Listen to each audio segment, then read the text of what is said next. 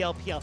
He is in such a crucial part of Suning, so getting comfort there cannot be understated. Great words, Dagda, because Hunafeng has been a top 3 AD carry in this split quite easily. Khan is facing one of the best here on Suning, and one of the big reasons why they're at this point where they're aiming for quarterfinals. The first pick is going to be the Karma, which is honestly banned 60% of the time against FPX, so it's a huge first pick.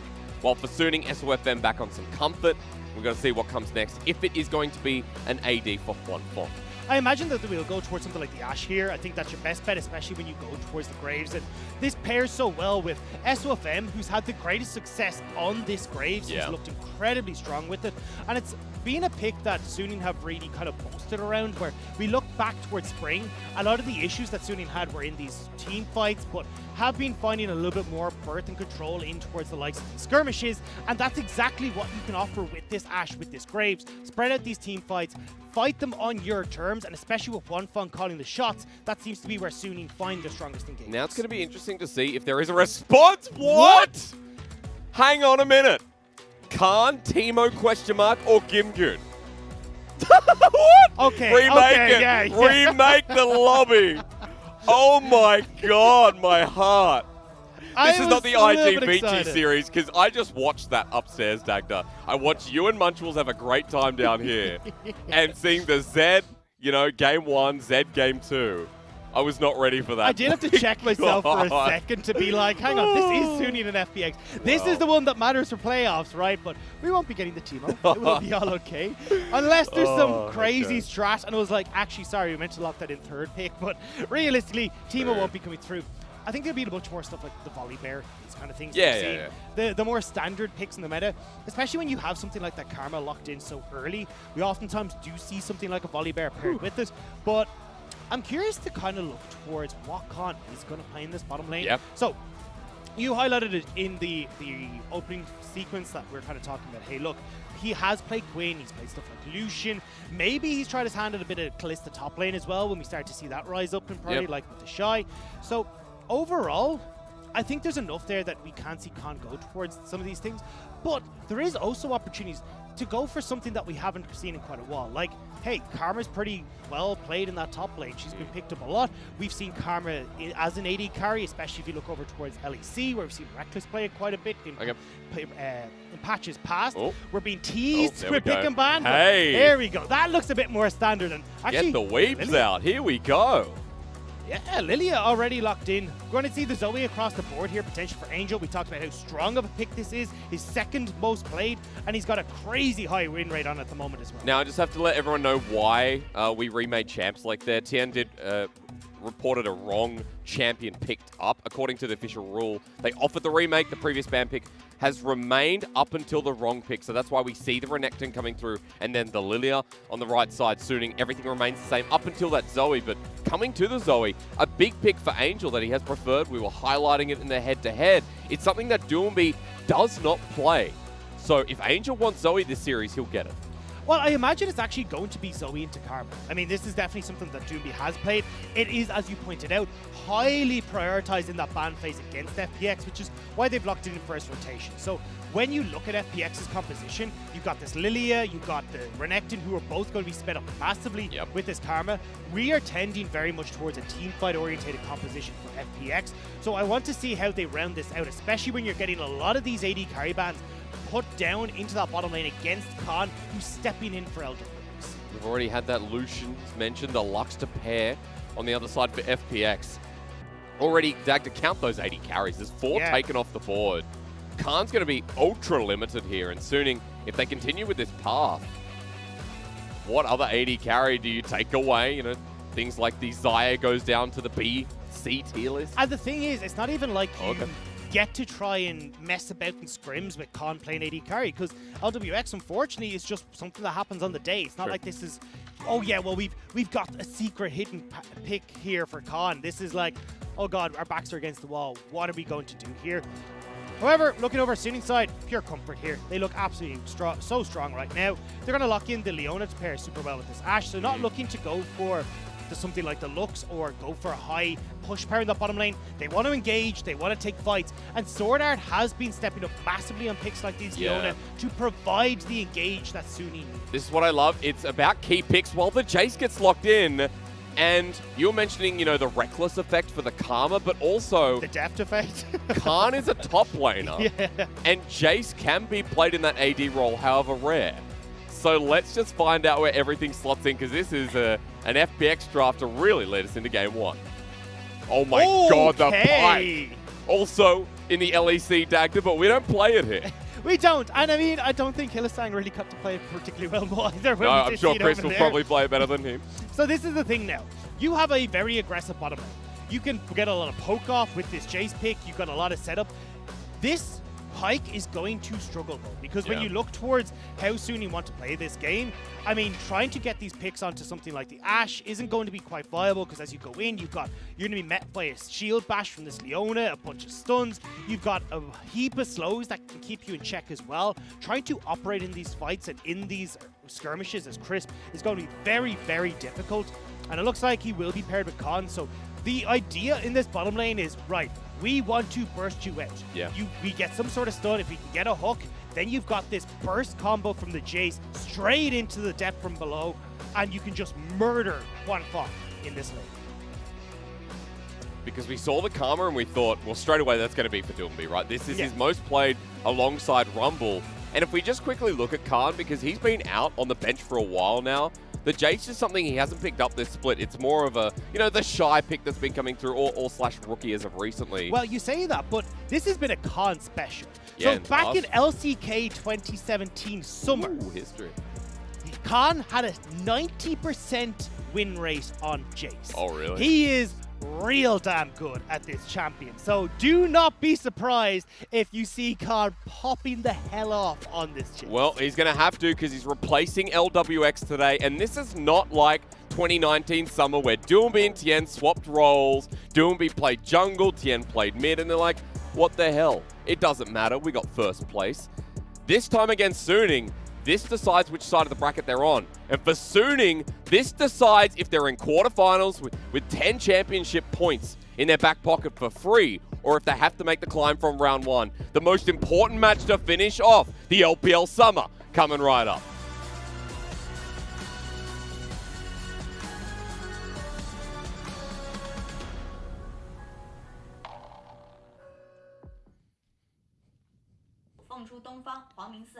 FunPlus 加油！苏宁加油！ The Jayos come in as we enter Summoner's Rift. Ladies and gentlemen, the very last best of 3 of the regular season of LPL 2020 Summer. Now, we know that the LEC will be starting soon, but why in the heck would you leave this series hanging when we got a full best of 3? Not best of 1, best of 3. With the 2019 World Champions, who are going to be in the first round and have to make the glory run.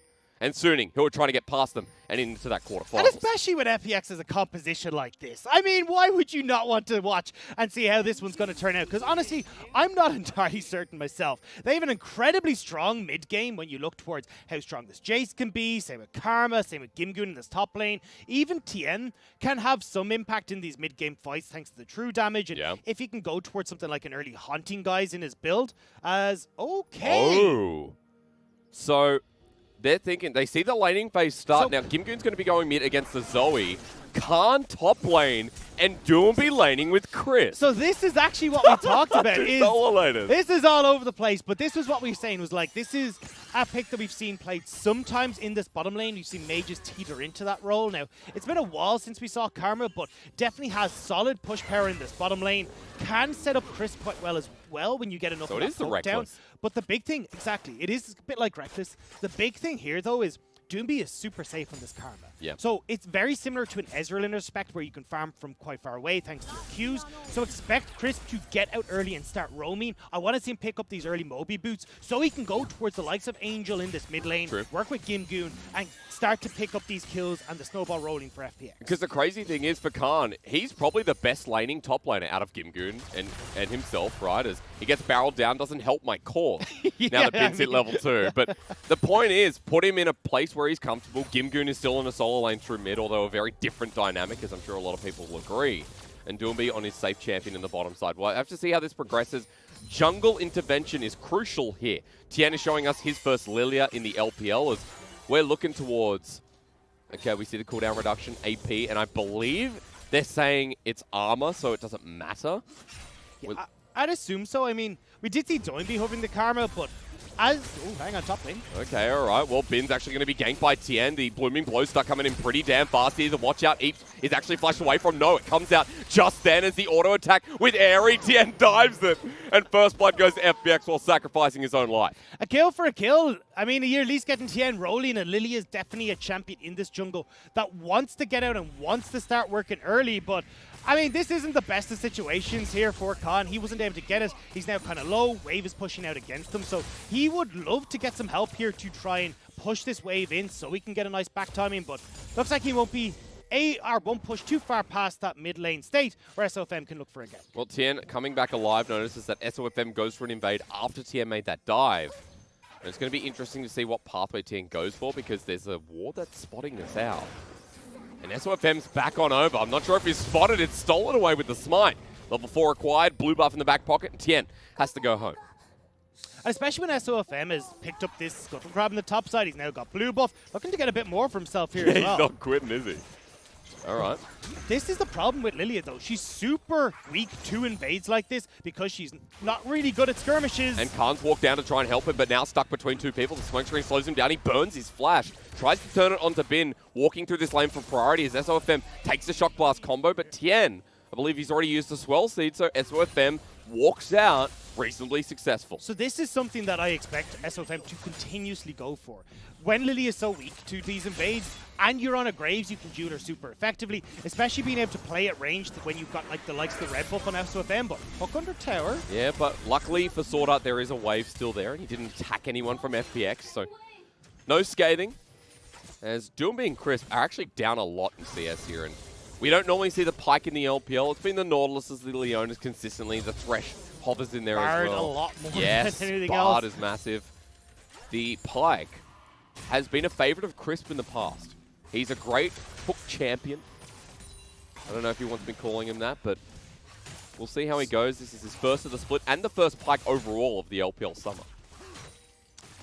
The thing is, though, we need this FPX composition to get rolling. Yeah. Right? As we said, you, as Pyke, want to start scaling, especially with the change that came through a couple of patches ago. He's a lot squishier, so needs to be executing pretty damn well to get these kills in his favor before he ends up getting picked off. Same with Gimgoon on this Renekton. Doinb's going to fall off. You look at Khan on this Jayce, who does really well on 2 lethality items, but when we get to the later point of the game where you've got a guaranteed consistent damage AD carry in Hunafeng, SofM as well, Bin will scale to maximum Gangplankness in the late game. Suning are just going to take over. So I want to see in this game how Tian can have an impact. The big problem is, yes, he's got that first kill. He ended up going down, which gave SofM the opportunity to invade. Now Tian is on the back foot, which is not where you want to be as a Lillia, especially when Suning are controlling And these waves. look at this. I mean, SwordArt's roamed to the top lane, flashes in for shield at Daybreak, and that's just a dead Khan. Really nice roam from the support of Suning. Especially when we expected Crisp to be the one rolling. SofM, though, on this bottom Swell side. Seed doesn't connect, nor does the watch out. And SofM, Scuttle is taken, he walks away. Now, FPX will start the Dragon here, but SofM still nearby, unless he gets cornered on in. Crisp is here, spotted out now. Hook sends him to his side of the map, but it doesn't matter. Crisp picks up the kill, jungler punished, and that's good for FPX. Nice punish there from FPX and getting something back in their favor, because one of the things is, as we said, Doinb's super safe. He can push in with Crisp and then unlock Crisp in that bottom lane. Same goes for Hunafeng and SwordArt. They've been able to push in bot lane. Great, let's get SwordArt out, moving about, setting up in for these kills. But FPX find an opportunity to get that punish. They've now set themselves up with that first dragon of the game. Yep. And now they've got the opportunity to start stacking these objectives, where when they get to this mid-game point where they're super strong, Suning will have a problem fighting them at these 3rd, 4th dragons. But of course, to reiterate what you're saying, we look towards that later game, and FPX are definitely on a timer right now. You look at the front line that they have, even with a Karma, see the possibility of Suning with all those late game scalers on their side and how well they'll perform. As Chris misses the bone skewer in this bottom lane, and Hunafeng and SwordArt continue to have fun down here. Big wave pushing against them, and they're already 10 CS ahead. You look across the rest of the map for Suning, and Bin's keeping up against this level 6 Khan even dodges away from the shock blast, and things are going well. Exactly, and they've even set up the map perfectly for them right now. They've got vision control all the way down this bottom side river, although one of the wards is just time out. And they've got control top shock side. blast combo miss. Maybe he was watching the Shy before. Jumps onto SofM. It's end of the line, literally, for Khan 0, 2, and 1. And look at the control that Suning have. You've got 2 wards there on that top side. SofM is able to move through this top lane completely unbeknownst to Khan. Another kill goes over towards Finn. And right now, Suning, they are gunning for that 4th place spot in our summer standings. It's a shame I can't say in his first ever 80 carry game, he's dropping the ball because he's not playing an 80 carry, he's playing top lane again. So he has absolutely no excuse here. And this is the thing, Khan has struggled being a little bit of a weak side top laner when he can't have that jungle intervention to allow him to be aggressive. Well, in this game, Tian has been set back, so he's not quite able to keep up the pressure and allow Khan to do things with this Jayce. And now Suning looking to encroach on FPX territory. Yeah, this will be interesting. Squall Seed flies out. Gimgoon takes a trouble bubble. Angel low on mana. Enchantress Arrow flies on up, dodged away by Gimgoon nicely, but Finn has to set up with the barrel chain in. Goes the flash for Gimgoon right into the pit. SofM is getting hit hard as it's taken by Finn. Suning pick up the Rift Herald. No one's died yet. SofM dodges away, but eventually dies to Chris, which is actually better as Khan again can't do anything. As forward goes Doinb, the chain might come through, but orange should be available. Boneskill ready for the flash. Hits Ben, who flashes away with an orange immediately. But that's so worth for Suning, who are still ahead in gold at 9 minutes. Exactly, 1-for-1 trade. Now, they are kind of low underneath this turret, so do need to be careful of some shenanigans coming in from FPX. But still, Suning, they get the win. They crucially get 2 kills onto Angel as well. This Zoe is setting up to have an incredibly strong mid-game. And when you start to look towards these objectives that we wanted to see FPX being able to play through, pick up, start the snowball rolling, well, that's becoming a lot more difficult now with the way things have gone in this early game. And I know that a lot of people will be saying this is not their true roster, so FPX are not performing to their limit, but throughout the whole split, we've been saying that FPX have not been performing well. They're in round 1 guaranteed, which means that they have to make a run. Even though they have, I believe they've got 40 points from Spring, if I'm not mistaken, so they will be in regionals. But the thing is, FPX, when they get to the best of 5, something has to click. Otherwise, they'll just be out in round 1. And I don't know if they can make a miracle run even in regionals with the form that we've seen so far in summer. And that's the big question here for me is, even though we've seen some experimentation with Khan in this top lane, Gimgoon in this top lane, that hasn't been the big issue for me in this team. It's been the manner in which FPX are looking to play out the map.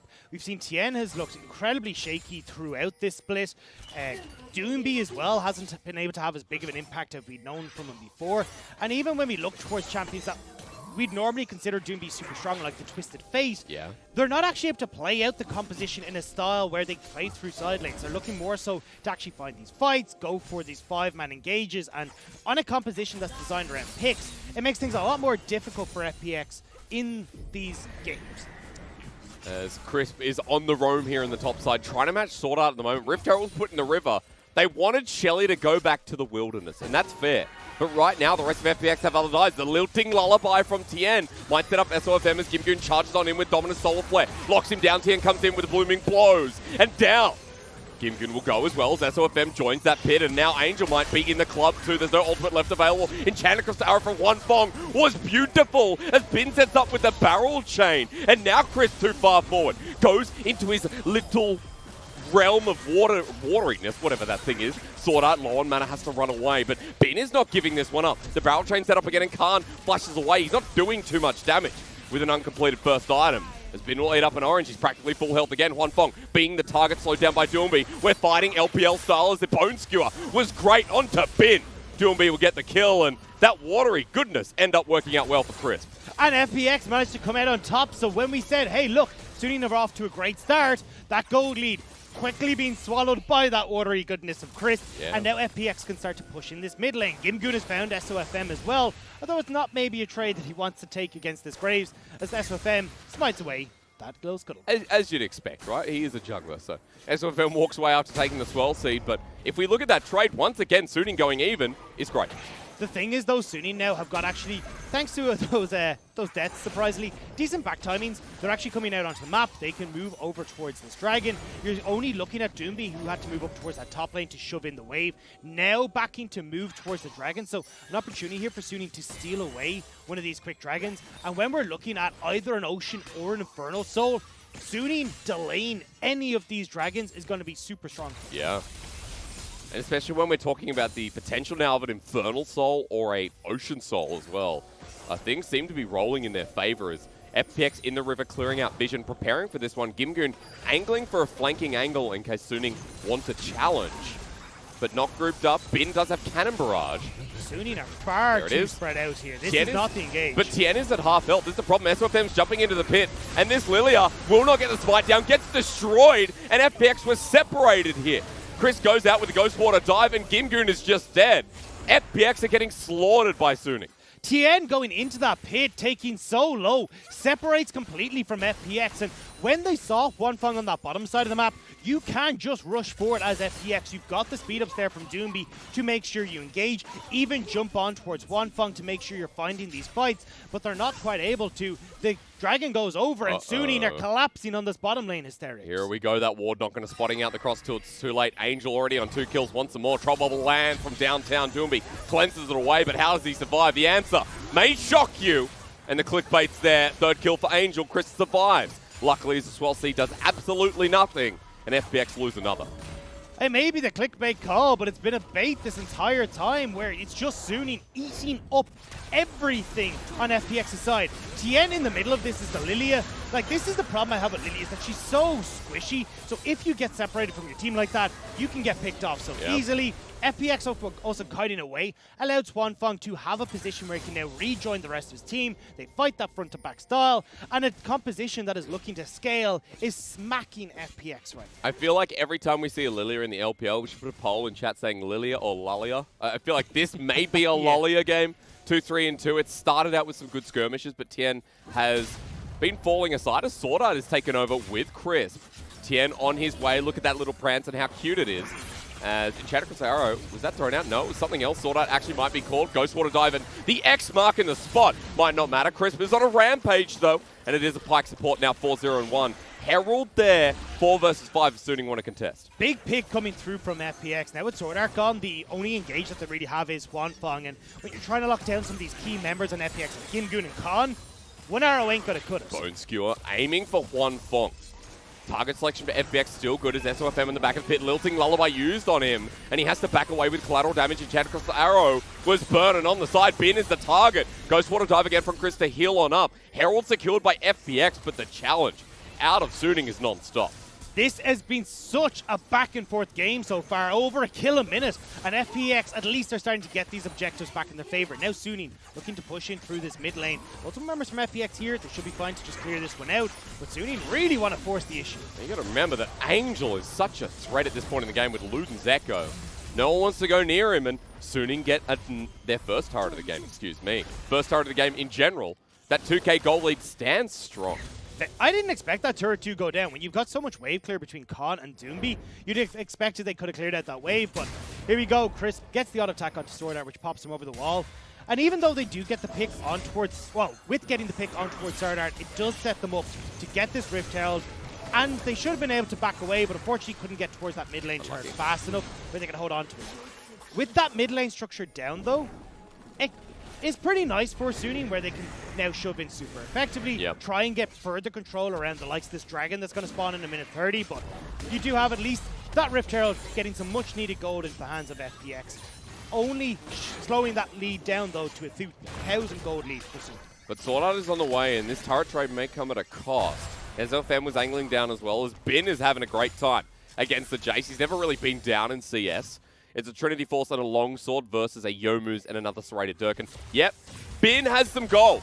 This pirate went shopping, 5-finger discount, if you know what I mean. And he's stolen away a lot. There's a level 11 pirate. This is pretty hard right now if you're FPX. 7k in his back pocket, and should be doing some spending relatively shortly. While you talk about that dragon coming up, SofM has a ward in this try. And Angel might be getting the push here alongside him. get some more gold. And this is nice. Suning can look to pick this up, then just move over towards this dragon, add a second one to their collection at the moment. And when you've got both Lillia and Khan committed to that top side of the map to try and answer for this turret, it means that FPX should be able to just soak this dragon up no problem. They just need a few members here to move in to clear out this mid lane wave, so FPX aren't responding too heavily. Bit of damage onto Hunafeng. You see Doinb does have a Luden's Echo. I was about to say, we usually see when we're talking about these mid laners, or at least the mid lane Karmas, going towards the likes of the Ardent Censors, the Athenes and Holy Grail, but Doinb's like, no, okay, I need to be a carry in this squad, because when we've got the likes of no AD carry on this team, we need a bit more damage. Do I need to pause you? Sir, you saw the teleport burn there by Khan, ready to go in. SwordArt actually connects onto SwordArt. Lilting Lullaby used, only under one. They want the pick, flashes over the wall, and Doinb won't get the damage. But SwordArt now without a part of his engaged kit. Dragon's up as well, so this is crucial timing for FPX if they can start this one off. They need to start it now, though, because Bin hasn't made his way down here. Cannon Barrage isn't put available, and it looks like it might be a little bit too late of a start here from FPX. Now, considering that Crisp is the most fed member, we need to track that death from below and the resets it can get, and the gold it can share. But Suning right now, being 3k ahead, feeling confident. At 18 minutes, they can start this one up. Gimgoon waiting for the blast cone, heading on over to SofM, Dragon at 2k. In the middle though, Chris starts the fight off onto SwordArt and Hunafeng, but Flash is being burnt as Khan just trying to disengage from Bin. Meanwhile, Gimgoon keeps them busy while the Dragon goes down. That's the sacrifice, but the Cannon Barrage lays them down. Khan flashes off of cooldown this game. Swell Seed cannot go through to Hunafeng, and SofM is hungry. FPX are so damn quick though between this accelerated shock blast and those shields coming through from Doinb. So Suning will manage to get one kill back in the favor. Dragon does go the way of FPX, however, and at least FPX are getting these objectives under their belt, but as you can see, Gimgoon struggling on this Renekton to really find an entry into these fights because SofM, Angel, Hunafeng can all play at range. Bin is doing a great job of keeping that backline of FPX occupied in these flank positions. So as this game starts to go on and Bin becomes stronger, we get the likes of the Essence Reaver, the Infinity Edges coming through. He will be able to delete the backline of FPX, and they've got to pay much more attention to the Pirates. Oh, it looks so hard for FPX already. We can just imagine the next 10 minutes coming up. The Infernal Soul changes a lot of that dynamic, of course, as we've talked about with Souls in the past. FPX heading towards that trajectory while Crisp is setting up towards the Baron topside. The nice thing for FPX, though, is that Tian has finished that Liandry's Torment. So this is like the go-to item for the damage source on Lillia. So the Liandry's Torment is super good because it obviously works with your passive. The Madness stacks work super well with that passive, and also just being able to swing that Shillelagh around so often in these fights. So when we look at Tian now, we can add him as a damage source to these engagements, and he's going to be so damn quick when you think about these accelerated, or the acceleration gates and the shields from Doinb, as we already pointed out. Janky interaction there between SwordArt and Crisp, but he manages to get his way out. But I like that you are talking about Tian with the second item. Also note that we're heading towards a Blade of the Ruined King / pause. Tian actually manages to get away from the solo player. Bone Skewer does not land. Watch out, Eep, to get away from the Troll Bubble. The poke from Angel and the collateral damage. Soon you get one right off the bat. The poke is insane, and one pick leads to another if FPX stick around. And this is where FPX are going to continue to struggle as Sunni are chasing them down. Crisp does have his way to get on out. The Phantom Undertow does exactly that. But Suning now have a lot more of the map. They've got a minion wave pushing in towards this inner turret. SwordArt may be low. Chris wants to get the death from below. That seems pretty hard. Bone Skewer, too far. Will force Suning back, though. They don't have a wave, and you've got Gimgoon moving up towards that top lane to try and shove these in. And when you look at the builds like the Blade of the Ruined King onto Gimgoon, it feels like he wants to try and play through these side lanes. But honestly, he's never going to get a chance to do that. He's already struggling with Suning being able to position so well. They've been doing a great job of having Bin push out these side lanes, then group with the rest of Suning. So I feel like for Gimgoon, I would have preferred to see the earlier Black Cleaver into some of these tanky stats, because honestly, he just needs to be a bruiser, so people like Tian aren't the ones soaking all this frontline damage, and he can step in front of a lot of the plays that are coming through from Suning.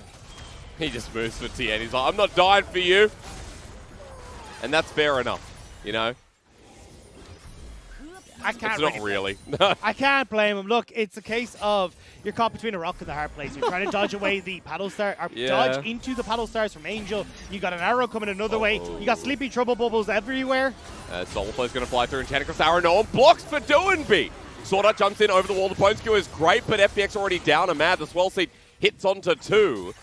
Now, the lilting lullaby won't be used, but for Suning, they're a man up once again. And that's the issue here. Who do you try and have tank these plays? And the second Doinb tries to fade out a bit more CC before he uses the cleanse. The second the cleanse comes out anyway, he goes down. Now Suning cracking open tier 2s, and Suning are looking so damn primed to take over game number 1. So much better than what we've seen. Yeah, exactly. A 5,000 gold lead for them right now. Next Dragon is up in a minute. They can get quick backs through if they want, but it looks like potentially looking to see if they continue this pick style that Suning are so good with to solidify this lead. Throw bubble lands again. Bone Skewer is there. SofM gets tagged here by the Dream Laden Bow. But Dragon's coming up in 40 seconds now. Again, we talked about FPX getting this Infernal Soul. They are... Wow, nice. The laugh to follow through. There's 6k gold down, Dagger, at 23 minutes in the game. This is where you spam GG go next if you're Suning, because a big mistake has to occur for Suning to lose this game at this point. Well, FPX right now, because they have approached this Dragon a little bit quicker, Suning late on the resets, can now look for picks, and a big mistake is what you're looking for, but it's a wide skewer. Yeah, it's definitely not one that has meat on it at the moment, as FPX, it's a flash that comes out of Doinb in the end. The blue buff given over to SofM, and Suning are back just in time, they'll say. As Khan's trying to poke Hunafeng from the rear, SwordArt flashes on in, and Channeler's arrow into the back of the pit as well. And you know what? Trouble Bubble's there. Angel slices it through, and Tian is just dead. No jungler for FPX, while Gimgoon just takes a barrel of laughs. Suning get another kill. It's stolen! Oh my god, it should not have been. Khan is able to just about pick that one over the wall. SofM didn't get the smite in time. Suning, though, with 2 members of FPX down, want to turn towards this Baron. Well, Khan maybe 0 and 3, but getting the Dragon there puts FPX at Soul Point next. But Angel coming through with the flash. Doinb saves his life. And you know what? That's okay. But Suning now say, hey, on to the Baron we go. They do it so fast. And you can't even get here in time as FPX. There's so much damn damage on Suning. Chris, Doinb, and the TP coming in from Khan to try and pick off Suning as they leave the pit. Maybe they can spy. Tagged, death from below could be there, but Khan gets a kill onto SwordArt. This is good if FPX can get Hunafeng. Yoma's pop slowed on down. Angel zoning them. FPX will lose the Baron. Suning remain with 4. Cannon Barrage clears the wave, and FPX cannot do a thing. And it's not like you're going to fall behind by using that Cannon Barrage. You hold on towards that mid lane turret. You're not going to be making any plays in Suning for a moment. But now they get time to back to group and to continue fighting FPX like here. FPX incredibly spread out in this pit. Suning turn and collapse. Tian goes down super easy again. Lillia just so damn squishy. But Khan able to just about eke out the steal there, which does crucially put FPX on towards that Infernal Soul point. And now in 3.5 minutes, they have an opportunity to get that Infernal Soul, which could massively swing a good portion of this damage back in their favor. But when we see how far ahead Suning are, with the scaling Suning have on their side, it's not looking pretty for FPX. And Channeler's arrow was just used. I just have to reiterate, SofM did not have smite in the last play, which is why it was stolen away by Khan, but still, a great smite and something that Suning may regret if they don't break this base here. Bone Skewer onto Angel, and they say no regrets, because Khan just gets bursted out yet again. Inhibitor almost drops down, and Khan almost dies to that fact, missing the Shock Blast combo. Gimgoon gets trouble bubbled, and SofM ready to go in over the wall. Finn sets up the chain. They're still going forward. Suning want to try and get the pick off here, but SwordArt maybe a bit too far forward. Layered down Solar Flare to try and disengage, but Dream Laden Bow tags him and death from below. Chris now has a reset as SofM is at half health. Doinb tags him on the way out, and there we go. Gimgoon dies instead as Bin's running for his life. Tian trying to chase him down. Chilling Smite's there. Crisp, his ulti is about to time out. And he only finds 1. So for FPX, it is a 1-for-1 trade. They defend their base, but their inhibitor does go down. That's the big problem, though. The base has been cracked, and now when we look at the way that you can move forward in this game is Suning, Gangplank in the side lane, pushing in this wave, Essence Reaver already, so then you can push these incredibly quickly. And then Suning can look to group as a 4-man unit on the opposite side of the map and start getting these last 2 outer turrets down before they look towards those last 2 inhibitor turrets as well. But at the very least, with FPX defending through mid here and Suning backing away, we will get to that Soul Point, which, whether it goes to FPX or not, it does feel like it will decide the game. If Suning get a fight around it, that's good night. And this is the problem, though.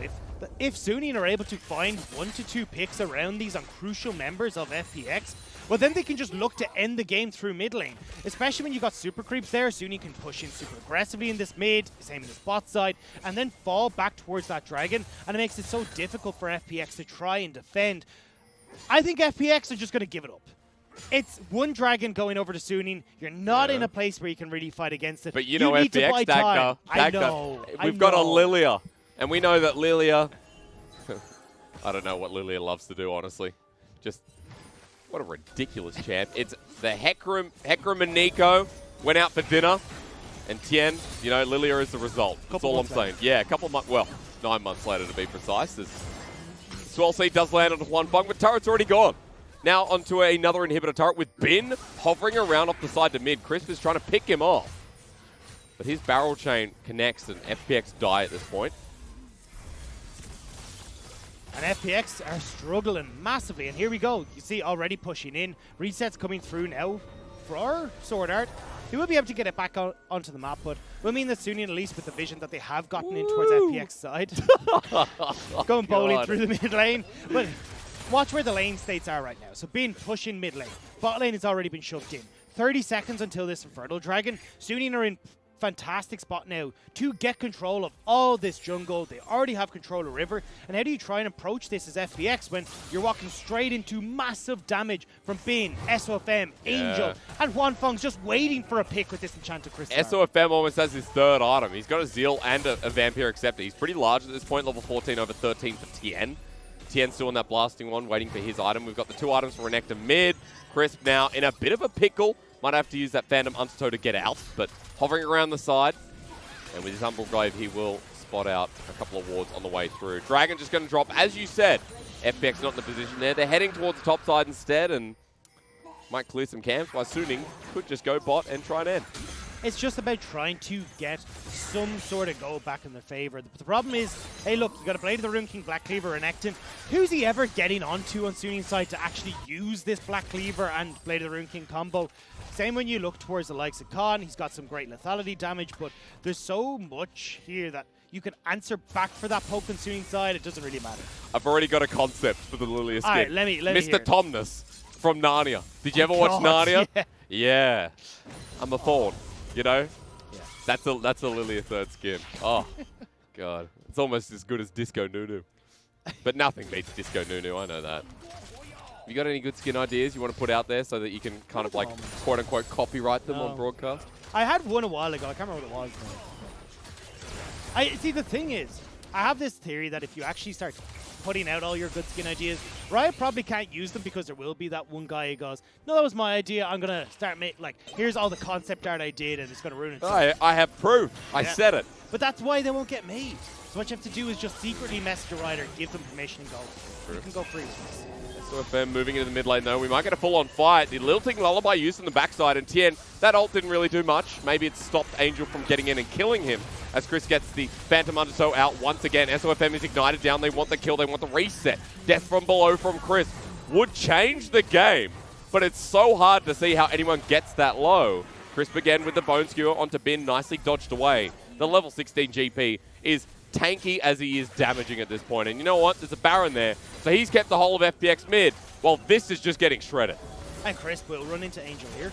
Might be able to get the hook. Angel pretty low, but this Baron, it's already gone. SwordArt very low though. May actually even be in ult range for Pyke. Sunny to take quite a bit of damage. Will give the push power towards FPX in his mid, but Baron goes way soon. So, in a turret for FPX is going to get taken down. But Suning now have Baron. They're running down mid. The pings have been thrown down for assistance. So you expect them to do the same thing with the open inhibitor mid and a big wave bot. And that's the thing. FPX need to back now to get these waves in order. Otherwise, it's so easy for Suning to take a quick trip towards mid, pop that inhib, and then start moving over towards these side lanes. And you see Khan, yes, he's gotten in there, but look at these next few waves that are flowing in. Suning are in such a good position right now to start utilizing all these waves. Gimgoon has moved top to start clearing that one out as Suning pushed through mid.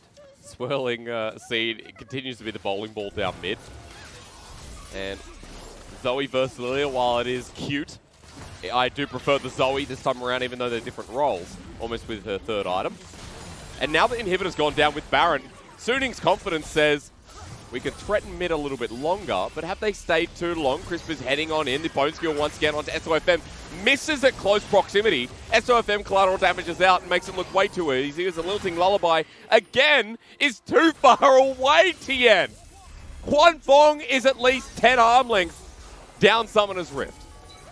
And this means that FPX will lose the inhib. Suning will continue their march towards victory as they get in towards this bottom side. Already SofM pushing in this mid, trying to play uses for FPX. That's the thing. Suning have played this early game so well, and with a composition that scales better, they're in such a good spot. Cannon Barrage in the back end, and Khan, you know, he hasn't done much this game, and he won't do much with the Solar Flare laid down, and Angel taking him out. It's already a kill down as Chris gets the reset. It's great, but he doesn't find the other. FPX have just lost 3 in an instant with the teleport riding through mid. Suning have looked absolutely exceptional in this first game. When it matters, when they say they want quarters, they mean it. As game 1 is going to be a big impact on this series with SofM taking way too many turret shots. Tian is skirmishing around. He'll get the shutdown, but it's already a bare nexus as he gets taken down by Angel in the end. 6-1 and 10 on this Zoe, 5-2 and 9 on the GP. Everyone from Suning outclassed the world champions. And it didn't even look close. Suning running away from these early stages. SofM doing a fantastic job on this Graves, getting into the face of Tian, shutting down this Lillia's control of the jungle nice and early. And from that point forward, you can see Khan couldn't quite punish in this top lane the way he wanted to. As the Jayce, you have SofM who consistently up there getting these kills over towards the side of Suning. And it meant when FPX got to this mid game where they needed to be the ones snowballing, they needed the ones with an advantage, it was Suning all the way. It's incredible that, you know, because I cast the last Suning series. Suning vs Top Esports, was it? I believe so. Well, Vici. We've cast, you know, they've played 16 different series. You're right, it was Vici. It was Top Esports, then Vici. Yeah. So for Suning, throughout their whole split, I remember putting a tweet out saying that I am not convinced by Suning. Like, Suning do not look like a top 4 quality team. Games like that, though, definitely changed my mind. I think that was one of their more controlled games.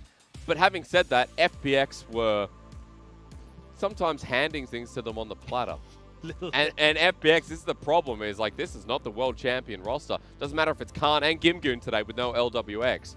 These problems have been persistent with LWX when he's been playing as well. And the thing is that although they were playing this sort of wacky composition, these are still issues that were not to do with the composition. It was to how they approach these fights, where they were trying to set up their advantages. Tian not being able to get this lead on the Lillia that he needed. He did show in that top lane going way too over-aggressive on that first dive, which means that he ends up going down. SofM reads that perfectly, going, right, well, Lillia struggles against these invades. Let's get into the jungle. Let's make sure Tian's not having a fun time. And then these lanes that needed to snowball didn't have a jungler to snowball with, which gave it so much control towards Suning in that mid game. And I mean, going into game 2, I expect FPX maybe to run the same thing, but I realized what the Observer was showing, because of course we don't have communication with the Observer on the English side. It is all on the Chinese side, so we sometimes have to guess.